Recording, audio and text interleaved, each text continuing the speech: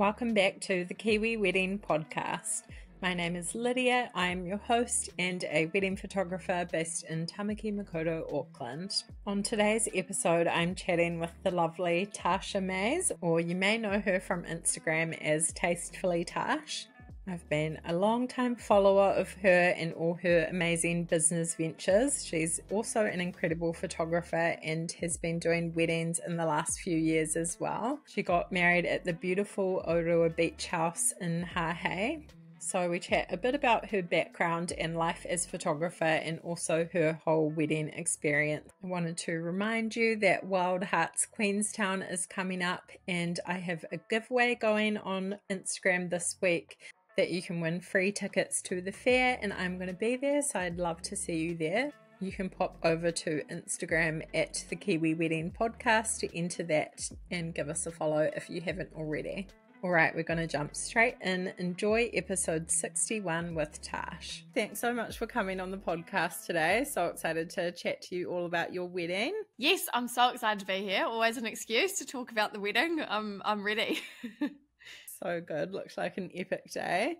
I thought to get started though, if you could tell us a bit about your journey, how you got into photography and now doing wedding photography as well. Really cool to have the perspective of both a photographer and bride, kind of being in that world a little bit. So yeah, can maybe you tell us a little bit about that first? Yeah, totally. I know it's been funny the last 2 years has just been so wedding centric because both planning your own is obviously very consuming and then shooting them at the same time for a few months there I was like, oh my gosh, my entire life is weddings.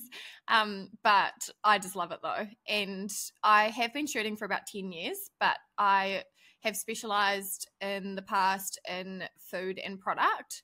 So I have a studio in Mount Maunganui and I shoot a lot of brands down here.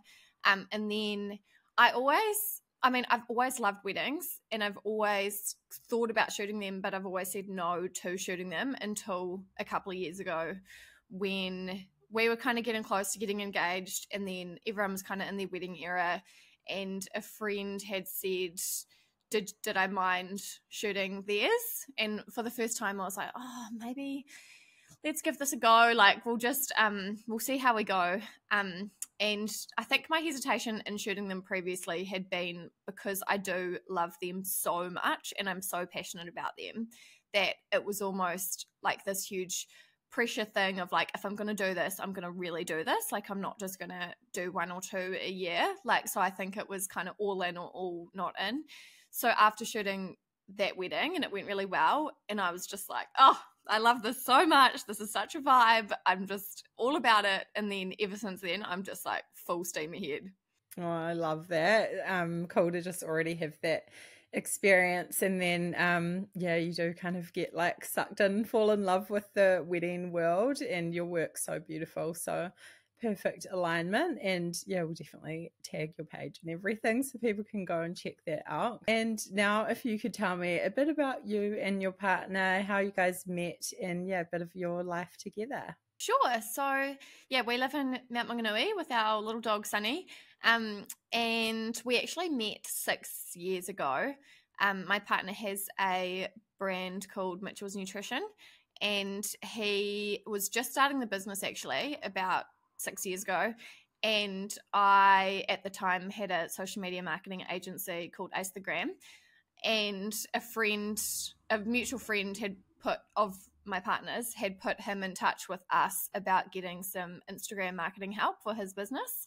So he reached out to us, and then on the phone call I remember like stalking his account and being like, oh, that guy's kind of hot, like talking to him about Instagram management pricing, and then we were too expensive, so he never became a client. But later down the track, that was sort of the first point of contact. And then he sent me some product because I had this page, I still have it, called Tastefully Tash, where I kind of do a few brand collaborations. So we'd made contact that way, and then we really kind of hit it off when we just happened to be at the same party and we were just chatting, and then it just evolved from there, and then we went on our first date. So yeah, we kind of met via work, and then met properly socially. Love that story, and just crossing paths. You didn't have to do the whole dating app thing. So good, mutual friends and stuff like that. Love it. And so you dated for a while and then got engaged. Can you tell us a bit about your proposal story? Yeah, so we had been, so if we're 6 years in, we'd been together for about coming up on 5 years. And we'd talked about previously, like, you know, where we were heading and where everything was going. So we definitely were committed and knew that a wedding and a marriage was a big part of what we were going to do together. It's funny in that year that you get engaged, because I feel like all of my friends have the same experience of, you kind of know it's going to happen that year, but you just don't know when. So yeah, I just, every, you know, like every trip and everything that happens, you're just like, is it going to be this time? Is it going to be this time? Or is it going to be this summer? So yeah, it was kind of funny because I had an inkling that it would happen that year, but I didn't know when. And because of that, Rob really wanted to make it a surprise. And he was like, oh, how are we going to do something that she doesn't suspect? So he did it on my birthday, so that things like special things would be happening anyway, so I wouldn't suspect. So we went to this little off-the-grid cabin, and it was sunset, and he went down to, there was this big outdoor bath, and he'd gone to check the temperature, and he was like, can you come check the temperature, blah, blah, blah. And then yeah, so then he proposed, and then we had this beautiful little weekend off the grid before we told everyone. So it was just so special. I love that. So nice to just like stay in your little bubble and enjoy it for a little while and then celebrate with family and friends. But yeah, such a cool story. And had you always been one of those girls that dreamed about your wedding, knew what you wanted, the whole vibe and style? And yeah, where did you kind of start with that? Your vision, first steps, finding a venue, all of that? Yeah, definitely always been a wedding gal, like growing up, talking about it with friends, and then had a Pinterest board and sort of always looked forward to that season. And then when we got engaged, it was funny because we kind of were set on, we'd already sort of set ourselves on this venue, which sort of dictated the style of the wedding. So it's funny also, I think, when you're growing up and you imagine your wedding, you kind of imagine different versions of it depending on who you marry. Like, I think obviously a wedding is always so special to the couple because it reflects the couple. So I think, you know, before I met Rob, it could have gone in so many different directions because it's so dependent on your relationship and who you are. So we were really coastal and we had a certain vibe, so it turned into that. Whereas, you know, if it had been, you know, when I was 13, it could have been someone else and a totally different vibe. So yeah, as much as I kind of had a vision, it became clear just because it was so easy to make decisions when I just chose things that really reflected who we were and what our family and friends would be like, and how we saw things. And yeah, how did you find the venue? Had you always like loved that spot? Did you look at a few? We only looked at the one that we picked, but I had looked at a million online and just been very across different venues in New Zealand and stalking them on Instagram and looking at websites. And yeah, I had done a lot of research online, really. And then we just knew we really wanted coastal. And being in Tauranga, it's ironic because we literally live on the beach, well, a few blocks from the beach, and there's just not many coastal options here. So we knew that was important to us and knew that it had to be big enough to have all of our family and friends. And we also didn't want to be too far away because like grandparents traveling and people traveling, and we didn't want to make it a total nightmare to get to. So yeah, once our options were a venue large enough, coastal, and convenient enough for everyone to get to, plus really beautiful, it kind of became clear that we would have Orua Beach House in Hahei. And it was just, I think I love those venues where you get to them and it just has that magic in the air, and it's like, this is stunning, like this is such a moment when you arrive. And I think there were some other options, like my parents' house is obviously really special to me and quite beautiful and has a really nice garden. So a few people were like, would you get married at your parents' house? But I just didn't want them to be really busy doing all of the prep and doing so much. I wanted them to enjoy the wedding. And also I just wanted it to be this destination and this fun time for everyone to get out of their normal routine and lives and just celebrate. So Orua Beach House was definitely where we wanted to be, and it was perfect for us. So good. Such a stunning spot as well. Had you shot there already before as well, or no? I hadn't shot there, but I'd seen a lot online, and then Rob and I had been in, where were we? Tairua for a weekend away, and the venue, it was actually before we were engaged, and the venue was so close to Tairua that we were like, oh, we should just go pop up and see it. And then as soon as we saw it, we were just sold. And there's 2 venues at Hahei, which people get a little bit confused about. Well, there's a few in Hahei, but there's 2 in the Orua estate. And obviously, you know, like the grotto is one, and it doesn't have any infrastructure in it. It's just stunning. It's just a big field with a view. And then, it's got toilets and things. And then the beach house has the big house, and you can stay there, and it's got a lot more infrastructure for weather dependency. And it was really windy on the day we visited. And originally I had kind of online got my heart set on the grotto. And then we'd gone to the grotto, and it was so windy and it was so intense. And I was like, oh my gosh, this would just be so stressful in the lead up, just for me personally, to the wedding. Not like just already knowing I'd be stressed about the weather, and then thinking it would just change the entire vibe of the wedding. And then we went and saw the beach house on the same weekend, and we were like, okay, this feels a lot more sound, and it means that all of the bridal party can stay at the house and have that whole vibe and stay there for a few days.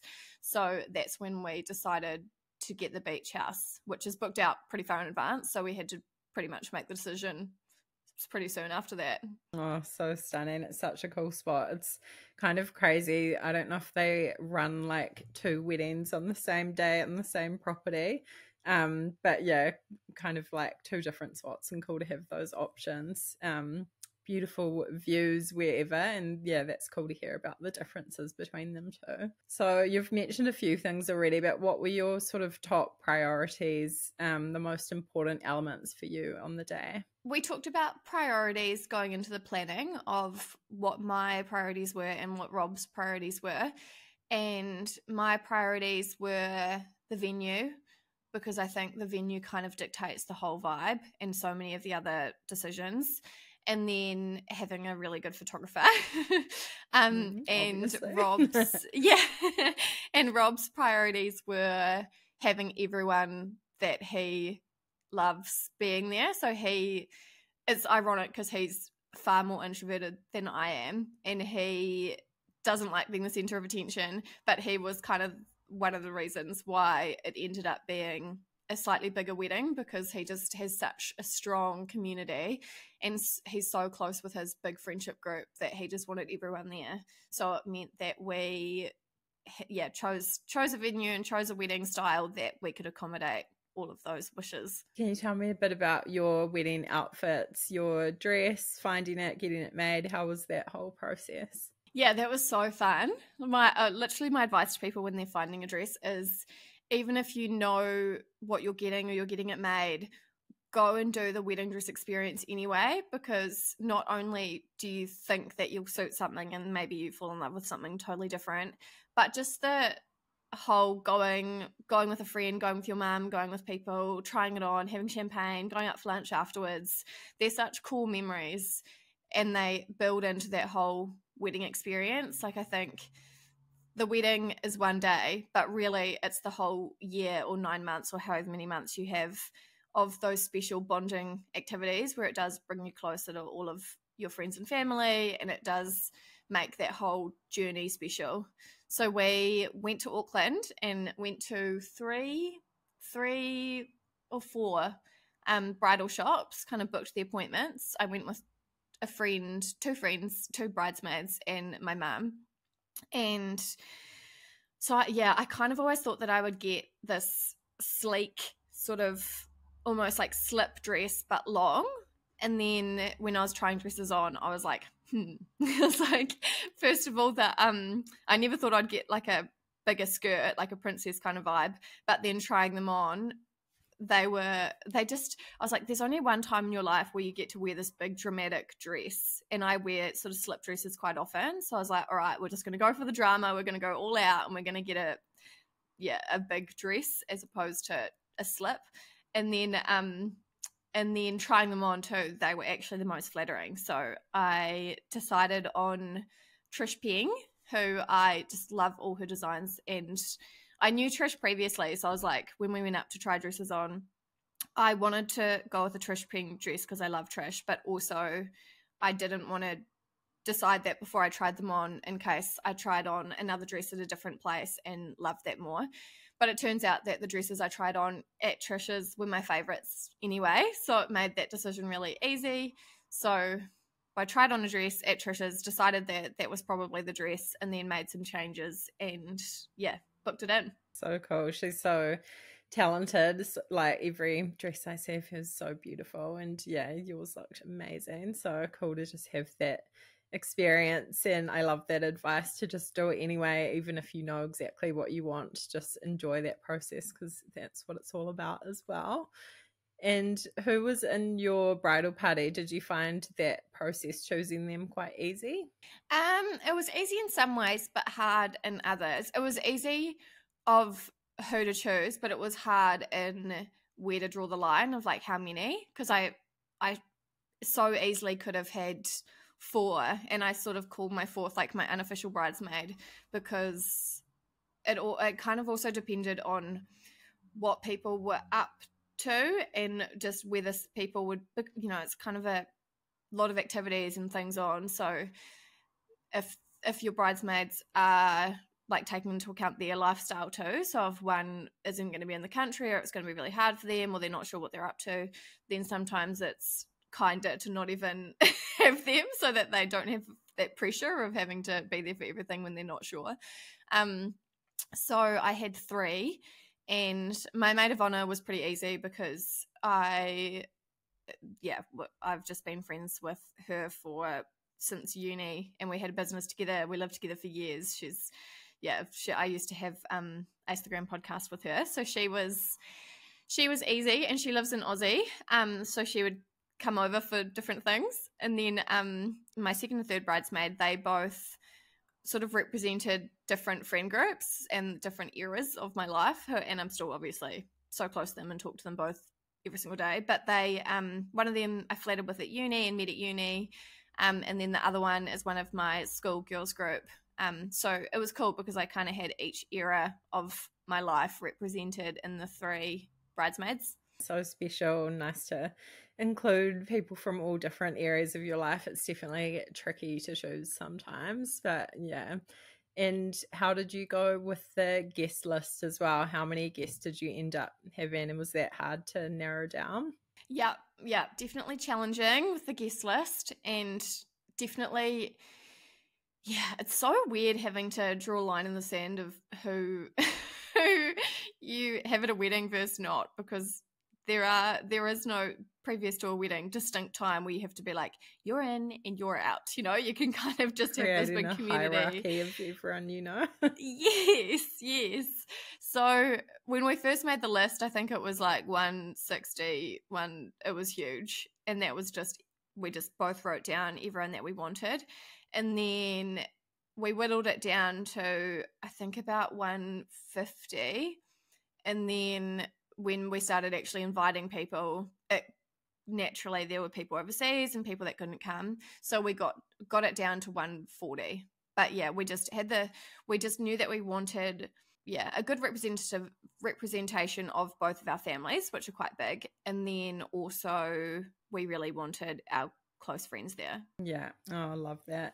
Can you tell us a bit about your big day, how it all went down, bit of the lead up into it maybe, and any highlights, favorite moments? Yeah. So it was a big week because with the Orua beach house, you have to book it for 4 nights, which actually suited us perfectly because it was almost like a destination wedding, but it was in New Zealand. So it reminded me of, say, if we'd gone to Fiji or something and had everyone come, because we did have things on every day, and not everyone had to come or did come to everything because some of them were smaller and some of them were more intimate.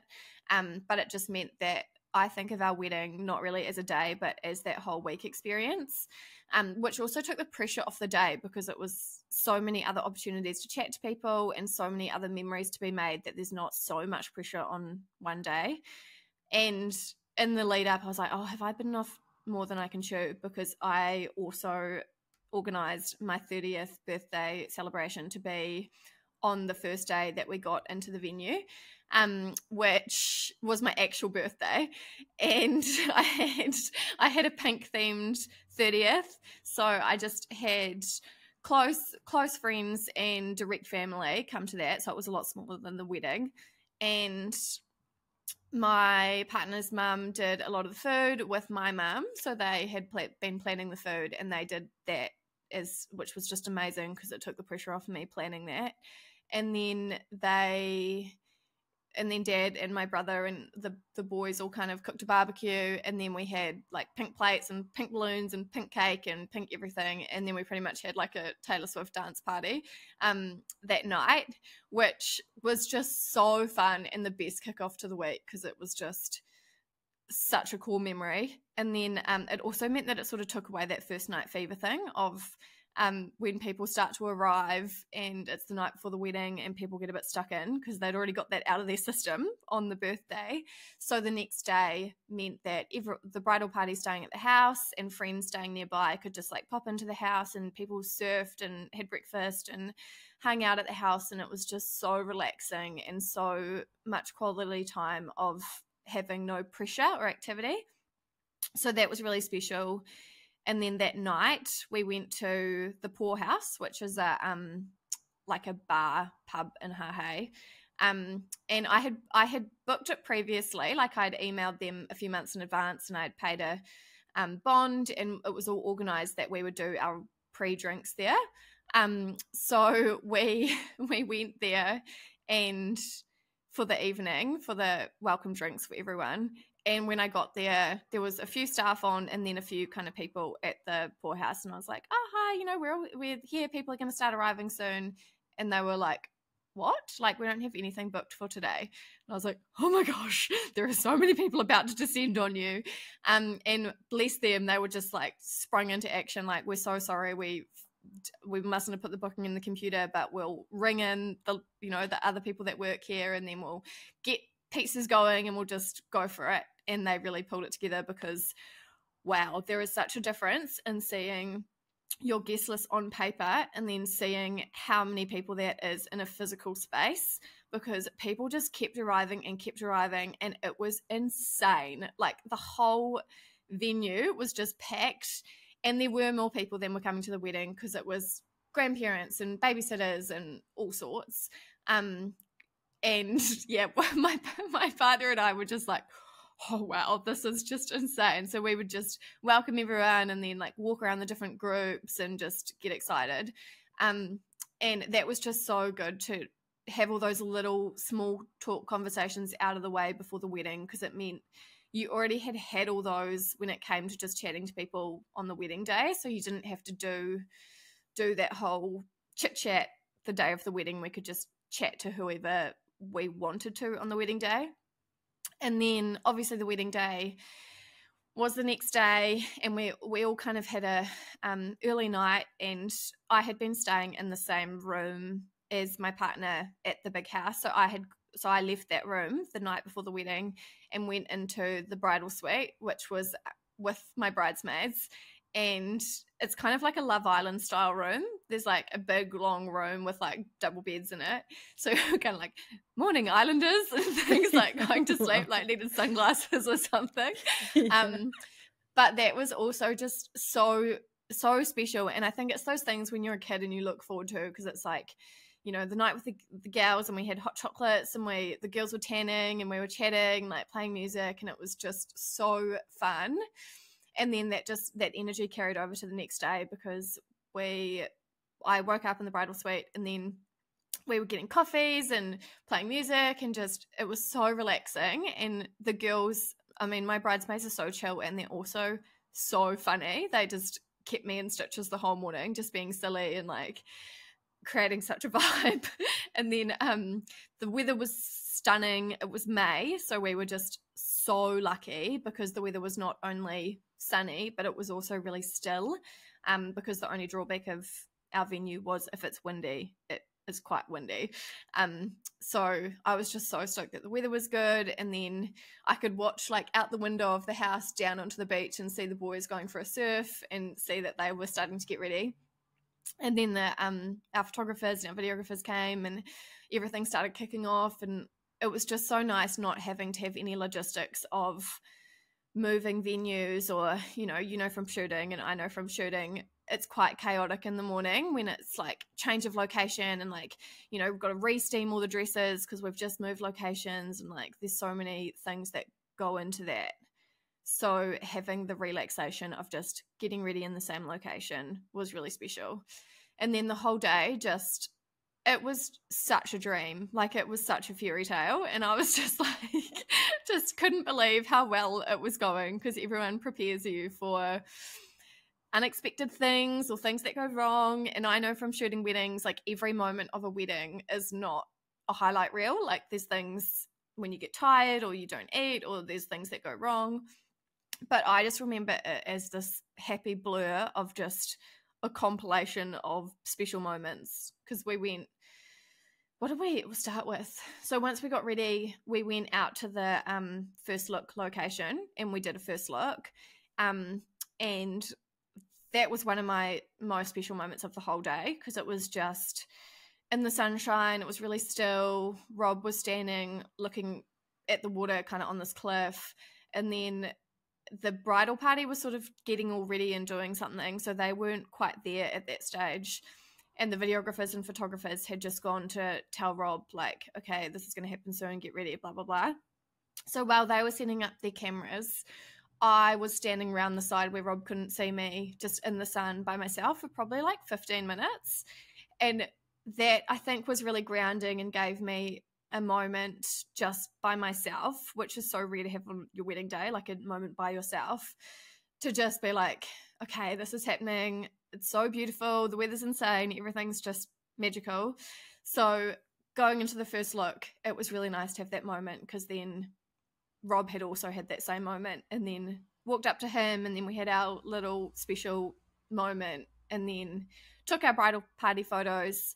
And then Rob and I and our content team got in this kind of old style car that we had and went across the estate and took photos in different places on the estate. And that was just so special, because it was like, obviously the photographers and videographers are there, but it's more, you just feel like you're just with your partner, and it's like before the ceremony and before all the excitement. So it calmed down nerves, but also made us really excited. And then we ran into ceremony and then dancing and everything from there. So it was just the best start. Oh, so cool. Sounds like such an epic day and week as well. And I love that you did those other little things in the lead up as well. And yeah, like you say, you kind of get to have more chats with everyone. And then, yeah, that great to hear about the sort of timeline of your day as well, and doing a first look and how that just like flows really well into the rest of the day, and having those little moments to stop and be present. So good. And yeah, very lucky that you had a stunner of a day in May, because I mean, even in summer we can't trust the weather in New Zealand. So good, you guys hit the jackpot on that. So lucky. What did you find the hardest part about the whole planning process? Is there anything that you look back on and regret or would do a little bit differently? I was really intentional for the planning process, not just the wedding, because I was like, I believe that your wedding is more than just the day, and it's that whole year of planning, and I really wanted to enjoy that whole process. I think because also I've looked forward to it for so long, I was like, embrace every moment. So I purposely tried to make activities for the planning events or fun as opposed to chores. So things like, if I had to go do a dress fitting, I would go and stay with a friend and like go up early and like have a croissant, take myself out and like have a drink with a friend, or just really embrace all of the little moments around it. And I tried not to get too overwhelmed with the planning. And then definitely it is inevitable, no matter how chill you are, that in the direct lead up to the wedding, it's going to be stressful. So I definitely was, the week before we got to the venue and the kind of week kicked off, I was like a total nutcase about weather, etc. Like I was just checking it all moments of the day, and it kept changing, and the weather directly reflected how I was feeling. So if it looked sunny, I was feeling really great and upbeat about it. And then if it changed and it said that it was like raining and windy, I would feel rainy and windy. I was like, this is not fun.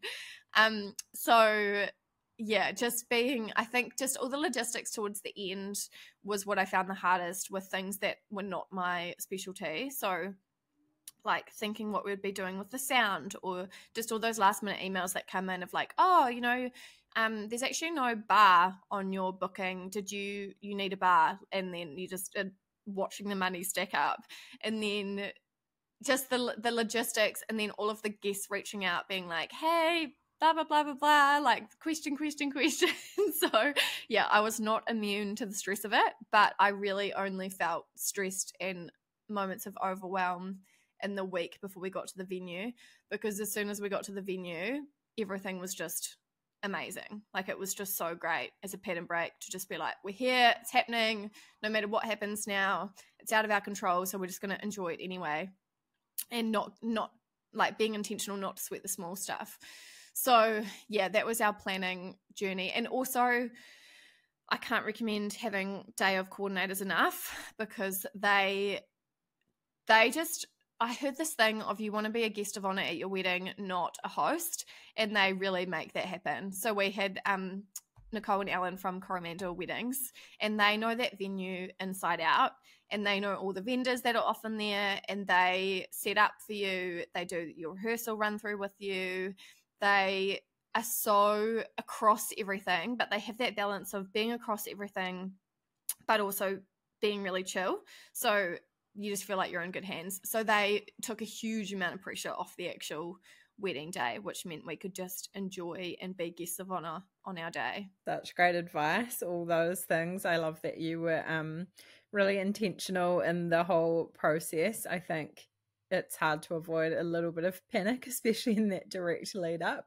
But yeah, making like an event out of it and really like enjoying that whole experience is so good. And yeah, definitely the day of coordinators, like must have vendor, I feel like. I think with the events leading up to it, there is a balance. I was really aware of, I wanted to really enjoy the process and make events out of everything, but I also didn't want it to impinge on anyone else's life too much, because I was so aware that like my wedding is a really big deal to me, but it's not to everyone else, and I didn't want to be a burden or make it hard for bridal party and like just like another thing for them to do and things like that. So as much as like the events, as making the whole thing around doing a lot and embracing it all and doing everything, it doesn't have to be with those people, and you can make it really easy and fun for those around you. Like, you know, I took different friends who I'm friends with in Auckland to my dress fittings who weren't bridesmaids, because I was like, oh, it's going to be inconvenient for the bridesmaids to come, or, you know, like spending a lot of time doing things with Mum, because she was also just all about it. So I think, as much as you feel like you're the center of the universe when it's your wedding, I was like very aware of like, this is not a big deal in everyone else's life. So just to be really aware of that as well. Oh, so good. That's such great advice. And how did you go? Did you guys set like a wedding budget? And I guess been to so many weddings, were there any like surprises about costs and things? And yeah, how did you sort of prioritize what to spend and save on? Yeah, so when we got engaged, pretty much the week after, we sat down and wrote a spreadsheet of all of the costs that we could think of, and then wrote a price next to them, and then tried to give so much fat in the budget for everyone says you go over. So we're like, all right, we'll just think of the maximum possible price for this area, for each area. So we started off with that budget of had like a round number at the bottom and then everything broken down into that, and that formed the basis of our budget and our decisions. And then we talked about the priorities of what the price would be for things, and some costs made things easier to be aware of with that budget because we knew the venue, we knew that fixed cost, and we knew generally how much a couple of the other big costs would be. So it just meant that we could already go in with our eyes kind of open. Also because we'd been to a lot of weddings recently, so we were sort of across how much a wedding costs. I think it's hard for couples who aren't really in that season or aren't as ingrained in weddings to know what that ballpark cost is, because it is a big cost. It's a really big cost. And if you have never had any experience in weddings, it can be really hard to get across that number. But also I think I was really lucky because we have both been to a lot of weddings, and my partner he's, even though he's not a super weddingy person, he was really aware of the costs, whereas I think a lot of males find it really surprising when that number comes out of the budget, and then the bride has to often get their partner on board, whereas Rob was so on board from the get-go. He's like, this is going to be really special, like we're going to have all of our friends there, and also I know how important this is to you, like let's just, his main thing was, let's just spend on quality vendors and having a really great experience with each of those areas of budget, but doing nothing excessive or elaborate. So he was like, I just don't want anything like showy or like excessive. So that just meant that we could be on the same page with that.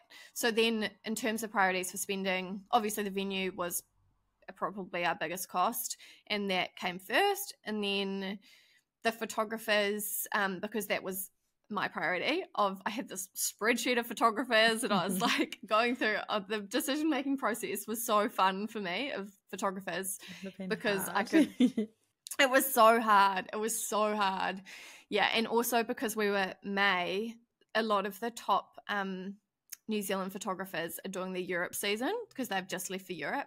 So it ruled out a couple of initial photographers that I had been thinking of. And then I was actually messaging, who did I message? I messaged Danelle Bohane about her prices, and then she was unavailable for our date. And she was like, oh, my friend in the industry, Cassandra Ledrew, who's based in Australia, she's like, reach out to her because I know she's been keen on doing a few more New Zealand weddings. And that was such great advice because we obviously ended up using Cassandra because she's just elite. And I was like, I just never would have even considered an Australian photographer because I just thought travel, etc., would be so expensive. But realistically, if we flew up anyone from Christchurch or Queenstown or wherever, we would have had to pay similar travel costs anyway than from Australia. So that would be a top tip to people choosing their photographer, is like, do not rule out Australia if you're having to pay travel costs anyway. So yeah, we booked photographer, we booked videographer. Videographers were like our friends of mine, and their work's just insane. So that was pretty easy. And then we prioritized. Yeah, because of the numbers thing, I think it made some of the other decisions around budget, we couldn't do little flourishes or have like spend quite a bit on things like cool cutlery or cool lighting or cool big installations within the marquee, just because we had so many people. So we pretty much got all of our vendors from me kind of knowing who was in the industry, who I wanted, who was kind of standard, and then filling in the gaps around that. Yeah. Oh, that's so good to hear about. So helpful when you have that insight as well. But just prioritizing what you want. And I feel like when you book a stunning venue like that as well, it's like it kind of speaks for itself, or you don't need to add all these excessive things like you say, because you've got that beautiful view, and then you just have some nice florals or whatever you want. So love that. What I love how that's why I think venue is one of the most important things, because it sets the vibe, but also if you've got a beautiful backdrop, you can spend so much less on flowers and decor and decorations, and then you can go really, like, we just wanted to go really simple and elegant. So and also I think I didn't reach out to anyone to do any kind of being in the industry and also having worked with quite a few brands on Tastefully Tash before, I was like, going into the wedding, I didn't want to do any sort of collaboration type stuff. And then as we got further down the line, there was a few things that just made so much sense. So if unofficially, I kind of, through friends, like friend vendors, got a few deals, which meant that things were a bit more affordable. And then also just there was a couple of our vendors, which like specifically I had a situation with Paper Darling, who did all of our stationery, and I love their work, and I always have, and I just reached out to them as a normal just getting pricing, etc. And then we ended up creating a bit of a like a deal with each other of what we would each do for the wedding to then be mutually beneficial. And I just cannot recommend them enough in terms of, they just got the style, they got everything, they did all of our design of our signs and our menus and everything, and that just really elevated the wedding to bring in that elegance and bring in that sophistication, which I had originally planned to just do it on Canva myself, which was just another job to do, but also they just add this whole other level of they really went above and beyond, so definitely recommend them. So good. They're so talented, incredible what they do. And did you guys go on honeymoon straight away? What did planning that look like? We didn't straight away because we were going to Bali in the month later for my partner's brother's wedding.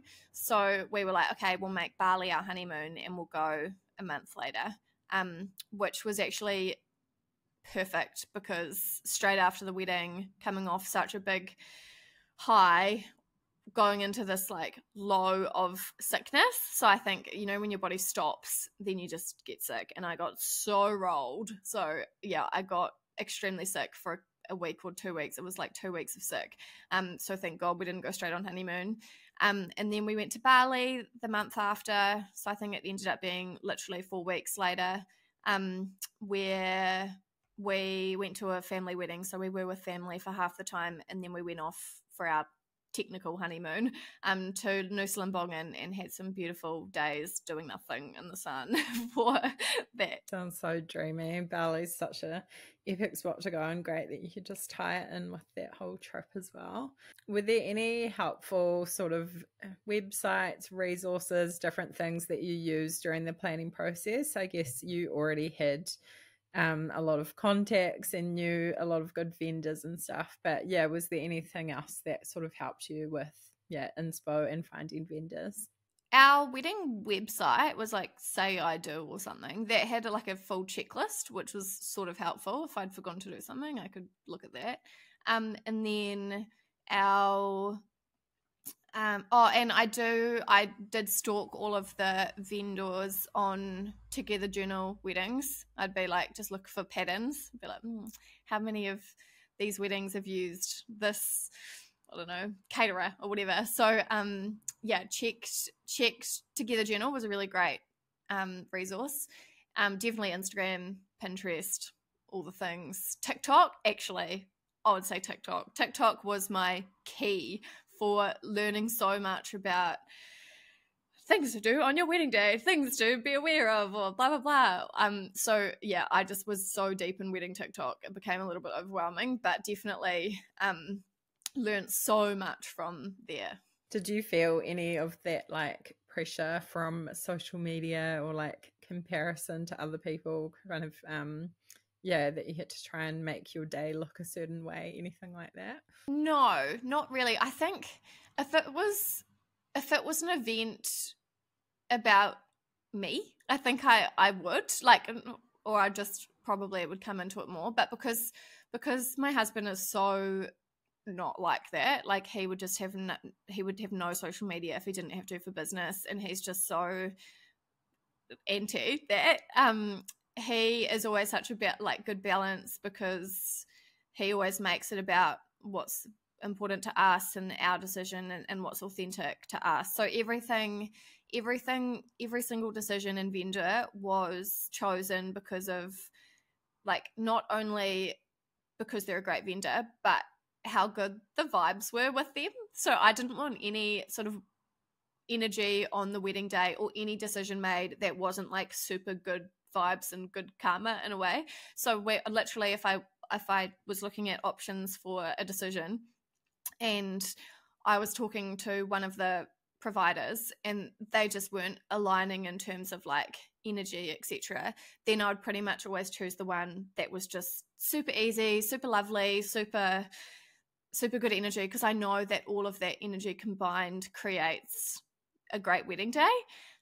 So yeah, we were really intentional about that. So it was kind of like what was true to us, and also what vendors just felt like they aligned with us. Yeah, I love that. Such great advice, and good tip for vendors as well. I feel like that's so important. You can kind of love someone's work, or they can be really talented at what they do, but yeah, if they're bringing like a negative energy or that kind of vibe, you're not going to want to work with them, especially if it is someone like a photographer that's kind of with you the whole day, or yeah, people that are really heavily involved on the day.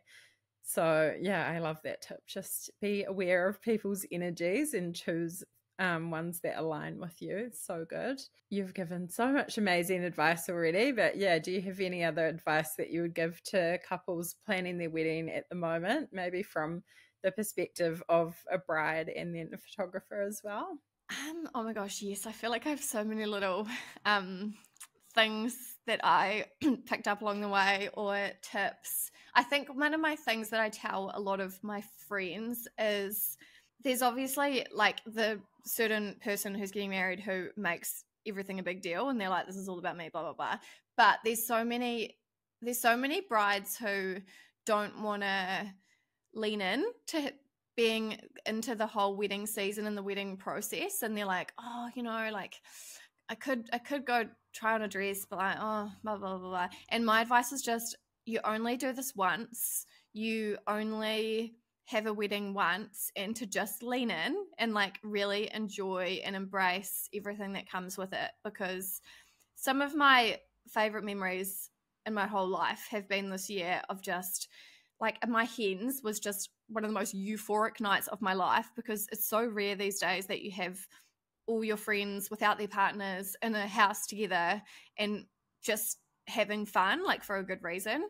And I think yeah, just all of those things, and they don't have to be expensive. I think that's the key to like celebrating for a year and having these special moments. Like it could be like, you go have lunch with your nana and you show her dress options that you're looking through, and you have like a tea and you bond that way. So I think I love weddings because they're community strengtheners, and at the end of the day, that's really, I think, what fulfills people and makes people really happy.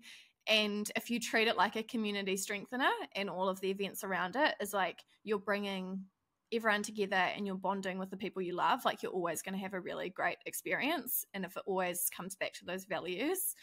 And then in terms of like nitty gritty for the tips for the wedding, I think, there's so many little like TikTok tips of like, steam your dress the day before, not the day of, and all that kind of thing. But really it's just to, not really sweat the small stuff as it happens, but just, prioritize what you're there for and just enjoy. I think you just want to have good vibes on the day, and the best weddings are the ones with the best vibe. And the way to create good vibe are like, be intentional about that, and tell your bridal party that if you don't think that they're that type of person before the wedding, of like, okay, intention for the morning is like upbeat songs, we're going to be laughing, it's going to be fun. Like if I get too stressed about something, just like calm me down kind of thing. So I think if you prioritize the energy and the the love above all of the logistics and the other stuff, then you're always going to look back on it and just remember the best time ever. So good. I love that advice. And yeah, being really intentional about the energy and actually communicating that with people as well, because I've definitely been, and I'm sure you have too, to some kind of wedding mornings where there's a lot of panic in the air or something's going wrong and the mum's freaking out or something in front of the bride, and I'm just like, we don't need to bring this energy in here. So no, and I think if you've communicated that to your bridal party and things, everyone's on the same page with the intention. So, you know, if someone is having a freak out about, you know, if the mother doesn't like her makeup or something, it's like you take that energy away from the bride and away from the core area, and then she can sort herself out and then come back and it doesn't bring the energy or change the energy. Because I think, yeah, the energy flow of a wedding is pretty much the most important thing, and that goes into your planning for the day and the timeline and everything as well, because you're pretty much maintaining people's energy flow the whole day, and that brings into, you know, like when speeches go over for too long, then people start to get quite tired, and then it's hard to hype them up for a dance floor, or there's so many different times during the wedding day where it's just about managing the flow of energy. Yeah, so true. And like you say, it's that key on the day coordinator just like taking over all the logistics and things so that you or your bridal party or your family is not worrying about like who's moving the chairs from the ceremony to the reception or all those little things, and you don't have people coming up and asking you those kind of questions all day. Just like, yeah, take that responsibility off and enjoy it. Definitely. And if you don't want to pay a coordinator, it doesn't have to be a cost thing. Like, you can appoint a big sister, or you can appoint an auntie, or you can have someone as your troubleshooter on the day of just like making sure that those questions about moving the chairs, etc., don't come to you or the couple. Like, you just want to be, the guest of honor, not the hosts on your day. Just having that point person taking the responsibility off you. So good. And yeah, was there anything else you would say, or like advice for couples that are trying to decide on their photographer, what they should look for? Definitely looking at their style, and then their style across all of their work. I think, have you seen that sepia bride fiasco on TikTok?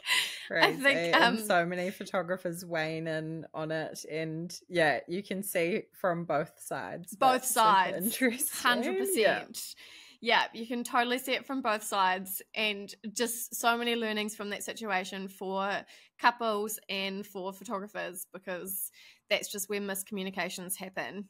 And yeah, so being across the photographer's style that you like, and also chatting to them, you can tell someone's tone from their emails or chatting on the phone, or you can tell their tone. So yeah, not only aligning their photography style, but also aligning their personality match for the day, because they are such a massive part of your day. You know, like, it's often you and the couple in different scenarios. It's like you're part of the most intimate times in their whole wedding. Like, you are helping maintain the energy as well. Like, oh my god, I feel like this whole podcast I'm talking about energy, but it is true of so important. When you're also the person, your photographer is the person who also can like help calm you in a situation, or be like, because they're right next to you the whole day. So I think choosing a photographer whose style you like, and also whose personality you like. But yeah, I would also not, unless you've followed someone for ages and you've known that you've locked in on them, I would reach out to a variety of people whose style you love, and actually really look into their packages of what suits you. So for some people, like delivery time might be really important to you. So looking at those things that are important to you, of how long they're shooting for, or whether that, maybe like drone stuff is really important to you. So actually figuring out like your priorities for how you want your wedding shot, and then working backwards from there. Yeah, I love that. Such great advice.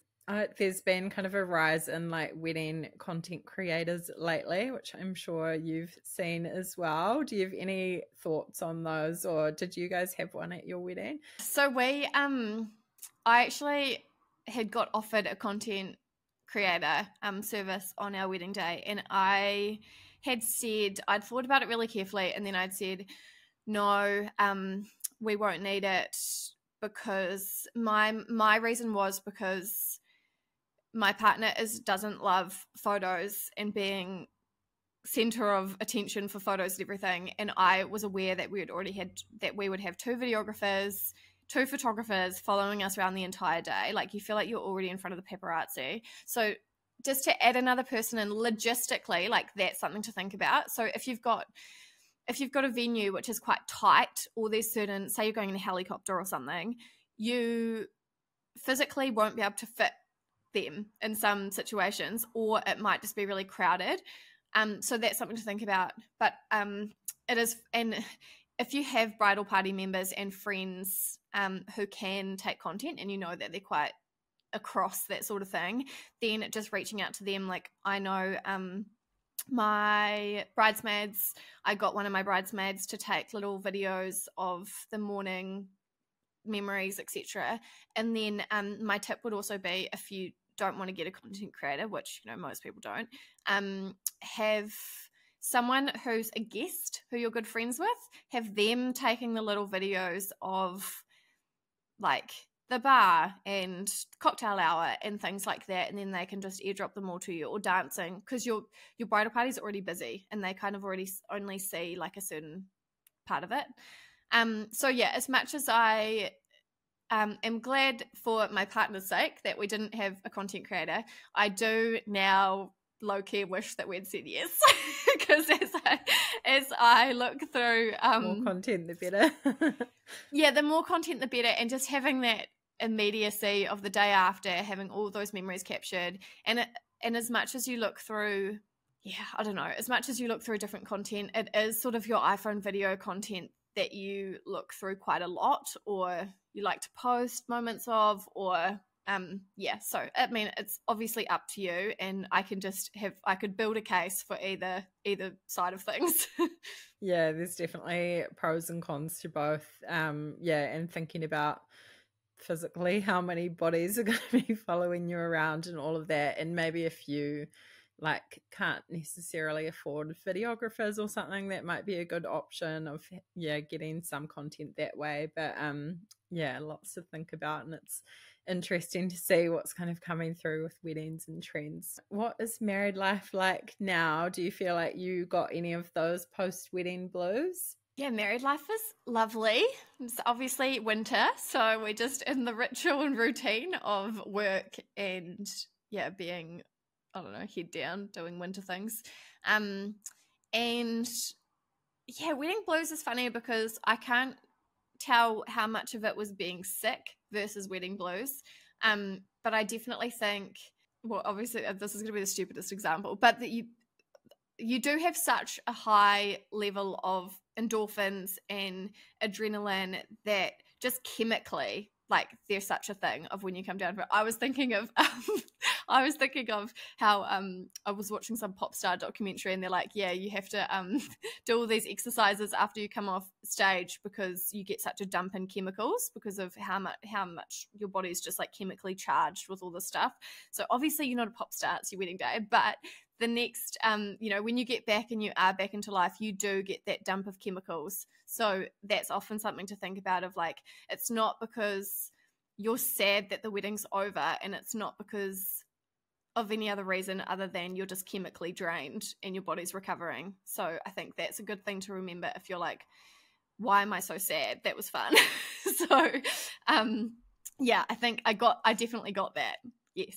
Yeah, oh, that's so great way to think about it as well, and that it's actually normal and chemical, not just that you're like crazy or want to necessarily do it again. It's been so lovely to chat to you. Is there anything else that we missed or that you wanted to add as we wrap up? No, I think that covers it. No, I'm sure there's so many wedding things that I still have in my brain, but I'm like, forever. no, I've yeah, no, it's just the best day. And I think my only extra thing is why I am an advocate for having a wedding, and it doesn't have to be expensive, but if you're like, why do people have weddings these days? Like, is it just all for show? It's like, I just truly believe that when you die, there's just certain things that you remember, and it is literally the only time in your whole life, apart from your funeral, that you get to have all of the most special people to you in the same room, and for a good reason,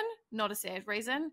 And as much as like marriage doesn't change your relationship, it just adds that extra community support for it. So I know when I go to weddings, you often know one side of the couple, and then when you leave the wedding, you feel like you've learned so much background and context to their partner, and then you feel closer to the couple as a whole.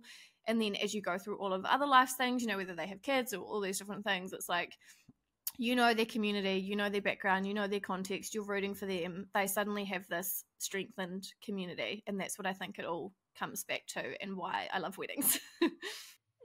I love that perspective. It's yeah, often people kind of see it as just this massive expensive party, which it can be, but it's more than that as well. And yeah, like you say, it might not feel like much changes in your relationship, but yeah, I love that community building and just that close knit from both sides. It's like bringing two families together.